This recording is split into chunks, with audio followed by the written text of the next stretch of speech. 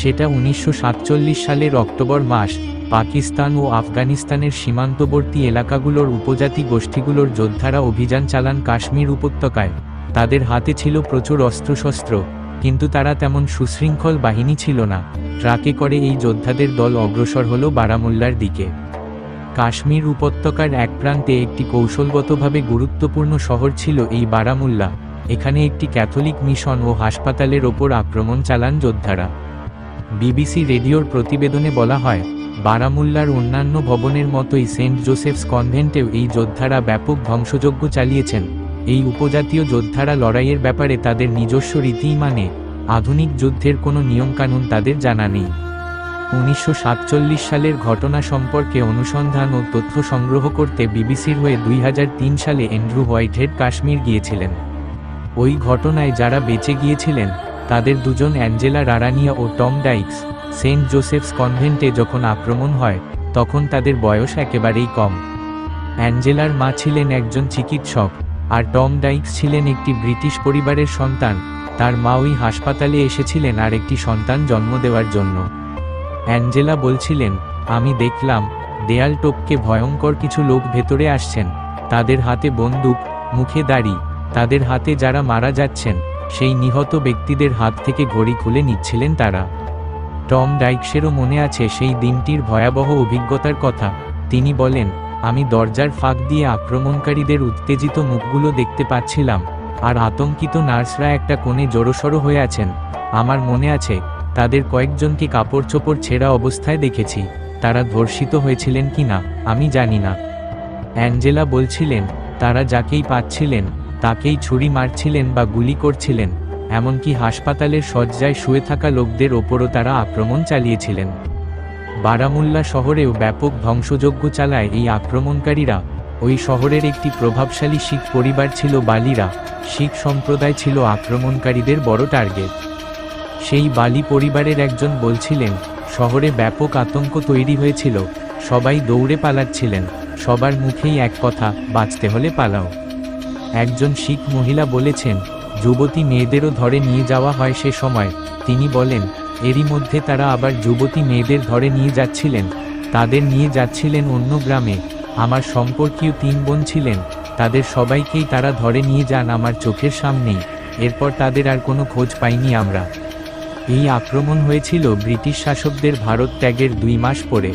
কাশ্মীরের জনসংখ্যার 3/4 মুসলিম, তবে তাদের শাসক ছিলেন হরি সিং, একজন হিন্দু মহারাজা।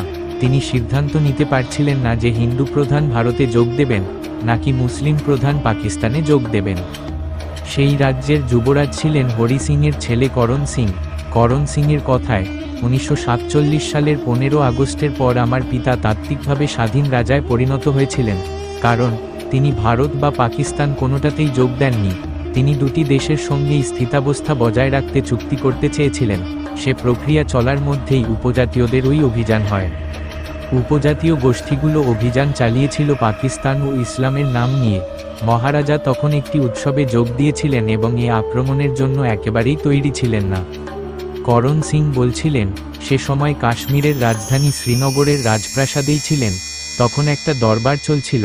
এটা ছিল এরকম একটি অনুষ্ঠান যেখানে আমার পিতা সিংহাসনে বসেন এবং সবাই তার প্রতি সম্মান জানান। প্রাসাদ একেবারে ফাঁকা, সবাই বাইরে। এর মধ্যে হঠাৎ সব আলো নিভে গেল। এক অদ্ভুত ভুতুড়ে পরিবেশ সৃষ্টি হলো। আলো নিভে গিয়েছিল কারণ আক্রমণকারীরা মহুরায় অবস্থিত বিদ্যুৎ কেন্দ্রটি দখল করে নিয়েছিল। সেটা ছিল শ্রীনগর উরি রোডের ওপর মাত্র 30-35 মাইল দূরে। কাশ্মীরের মহারাজাকে ভারতে যোগ দেওয়ার দিকে ঠেলে দিল এই আক্রমণ। তিনি ভারতের অংশ হওয়ার জন্য দিল্লির সঙ্গে একটি চুক্তি সই করলেন এবং ভারতের সামরিক সহযোগিতা চাইলেন। এরপর তিনি একটি গাড়িবহর নিয়ে পালিয়ে জম্মু শহরে চলে গেলেন। করণ সিং বলছিলেন, এটা ছিল একটা ভয়াবহ যাত্রা। আমরা যখন যাত্রা শুরু করি তখন অন্ধকার হয়ে গেছে। আমার পিতা এসব ঘটনার কারণে স্বাভাবিকভাবেই খুব বিমর্ষ এবং বিচলিত হয়েছিলেন। পুরো পথটায় তিনি গাড়িতে একটি কথাও বললেন না। জম্মু পৌঁছানোর পর তিনি গাড়ি থেকে নেমে বললেন, আমরা কাশ্মীরকে হারিয়েছি। তবে উপজাতীয় যোদ্ধাদের হাতে আক্রান্ত সেন্ট জোসেফস কনভেন্টের লোকদের অবশ্য পালানোর কোনো সুযোগ ছিল না। কাশ্মীরের ডাল লেকের পাড়ে টহল দিচ্ছেন নিরাপত্তা বাহিনীর সদস্যরা। ছবি, AFP। আক্রমণকারীরা দেয়াল টপকে ভেতরে ঢুকে লুটপাট চালালেন এবং নানদের লাঞ্ছিত করলেন। কয়েক মিনিটের মধ্যেই 6 জন নিহত হলেন।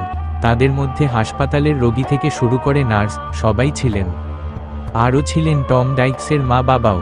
ওই হাসপাতালের পেছনে দিকে একটি খোলা জায়গায় তাদের কবর দেওয়া হয়েছে। টম বলছিলেন, গোলাগুলি থেমে যাওয়ার পর আমরা আসলে মা বাবাকে খুঁজছিলাম। একটা জায়গায় দেখলাম মৃতদেহের স্তূপ। আমার ভাই ডগলাস সেখানে চিৎকার করে কাঁদছিল। একজন নারী এগিয়ে এলেন, আমাকে বললেন, তোমার মা বাবা মারা গেছেন। এই নারী ছিলেন অ্যাঞ্জেলা রারানিয়া। করণ সিং বলেন, এ আক্রমণের পেছনে পাকিস্তানের ইন্ধন এবং অর্থ কাজ করেছে। আমরা পরে জেনেছি যে এই উপজাতিদের মধ্যে সাদা পোশাকে পাকিস্তানি সৈন্য এবং সামরিক অফিসাররাও ছিলেন। কাশ্মীর দখল করাই ছিল তাদের লক্ষ্য, এটা এড়িয়ে যাওয়ার কোনো উপায় নেই।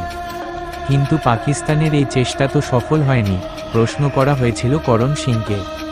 করণ সিং জবাবে বলেন, না, এই অপারেশন পুরোপুরি সফল হয়নি, কিন্তু আমার বাবাকে ভারতে যোগদানে বাধ্য করতে সফল হয়েছিল তারা। তবে এক্ষেত্রে ভিন্নমত পোষণ করেন সর্দার আব্দুল কাইয়ুম খান নামের একজন নেতৃস্থানীয় কাশ্মীরি মুসলিম নেতা। 1947 সালে তিনি নিজেও কাশ্মীরের মহারাজা হরি সিংয়ের বিরুদ্ধে বিদ্রোহ ঘোষণা করেছিলেন। কাইয়ুম খান বলেন, উপজাতীয় অভিযান আসলে তার পরিকল্পনা ভণ্ডুল করে দিয়েছিল। কাইয়ুম খানের কথায়, এর পেছনে পাকিস্তান কলকাঠি নেড়েছে, এমন সব অভিযোগই ঐতিহাসিকভাবে ভুল। আমরা সশস্ত্র বিদ্রোহ শুরু করেছিলাম 1947 সালের আগস্ট মাসে। তখন ব্যাপারটা এরকম ছিল যে রাজ্যের সেনাবাহিনী রাজ্যের মানুষের বিরুদ্ধে যুদ্ধ করছে। তবে ধীরে ধীরে এমন হলো যে সীমান্ত এলাকা থেকে আরও লোক এতে যোগ দিতে শুরু করেছিল, কিন্তু পুরো পরিকল্পনাটাই ভেস্তে যায় উপজাতীয় লোকদের অভিযানের কারণে। সমন্বয় থাকলে তারা হয়তো বিনা বাধায় শ্রীনগর বিমানবন্দরে পৌঁছে যেতে পারত, কিন্তু এই যোদ্ধারা ছিলেন বিশৃঙ্খল, পেছনে থেকে কোনো কমান্ড ছিল না। ফলে তারা লুটপাট শুরু করলেন। যখন তাদের 2 হাত ভরে গেল, তখন তারা ফিরে চলে গেলেন, বলেন কাইয়ুম খান। এ বিষয়ে একমত মহারাজার ছেলে করণ সিং। তিনি বলেন, উপজাতীয়রা যদি কয়েকদিন ধরে লুটপাটে ব্যস্ত না থাকতেন, তাহলে পাকিস্তান সমর্থিত বাহিনী বারামুল্লায় পৌঁছে যেত, আর কাশ্মীরের ইতিহাসও হয়তো বদলে যেত। করণ সিং আরও বলেন, পরিস্থিতি খুব নাজুক হয়ে গিয়েছিল। ভারতীয় বাহিনী যখন নামতে শুরু করে, তখন আক্রমণকারীরা শ্রীনগরের বিমানবন্দরের মাত্র 4 থেকে 5 মাইল দূরে। এরপর কাশ্মীর বিভক্ত হয়ে যায় ভারত ও পাকিস্তান নিয়ন্ত্রিত 2টি অঞ্চলে। সেই থেকে 7 দশকের বেশি সময় ধরে কাশ্মীর নিয়ে ভারত পাকিস্তান বিবাদ চলছে। কাশ্মীরকে কেন্দ্র করে 1947 সালের পর থেকে একাধিকবার যুদ্ধ হয়েছে পাকিস্তান ও ভারতের মধ্যে। 3 দশকের বেশি সময় ধরে ভারতশাসিত কাশ্মীরে চলেছে তীব্র, সহিংস ও রক্তাক্ত বিদ্রোহী বিচ্ছিন্নতাবাদী তৎপরতা। 1947 পরবর্তীকালে জম্মু ও কাশ্মীরকে ভারতের সংবিধানের অনুচ্ছেদ 370 নামে পরিচিত এক আইন অনুযায়ী বিশেষ মর্যাদা, নিজেদের সংবিধান ও একটি আলাদা পতাকার অধিকার দেওয়া হয়। কয়েক বছর আগে ভারতে হিন্দু জাতীয়তাবাদী বিজেপি সরকার ক্ষমতাসীন হওয়ার পর 2019 সালের 5 আগস্ট কাশ্মীরের সেই বিশেষ সাংবিধানিক মর্যাদা বাতিল করে। পূর্বতন জম্মু ও কাশ্মীর রাজ্য পুরোপুরি মুছে ফেলে একে রূপান্তরিত করা হয় লাদাখ এবং জম্মু কাশ্মীর নামে 2টি পৃথক কেন্দ্রশাসিত অঞ্চলে। আজ পর্যন্ত 1947 সালে সৃষ্টি হওয়া কাশ্মীরের সেই বিভক্তি জোড়া লাগেনি।